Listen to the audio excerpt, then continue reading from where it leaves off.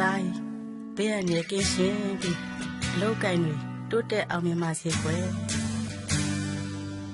ဝေးကြီးမတယောက်ထဲစိတ်များလည်းမပြောလဲဘဝတစ်ခုနဲ့ဝမ်းတမတွေ့ပါချိန်မိတ်ခါကြိုးစားနေညရီချေခွဲဘယ်သူမှမမြင်နိုင်လေခံစားနေရသူတွေဒါမြေပေါ်မေရဲ့အိမ်မှာဆိုအဘာမှမသိခဲ့ဘူးမင်းလေးကိုခပ်ပြီးအပင်စားလိုက်ရုံပဲဒီအမိချိန်တိုင်း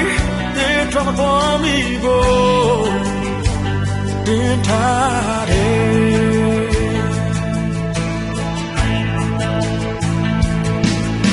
အဝေး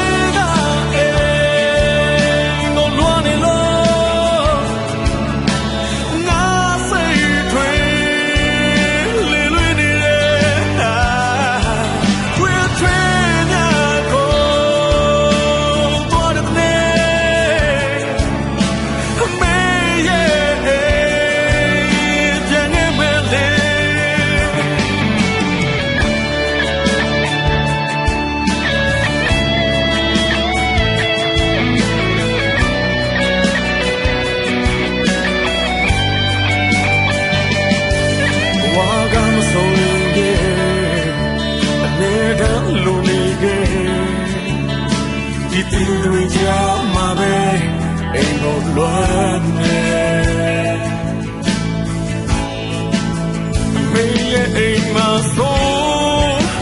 ညနေမှအိမ်လို့အမိုးလည်းမထားမယ်အမေတို့ဘာပြောမလဲအသေးကမစား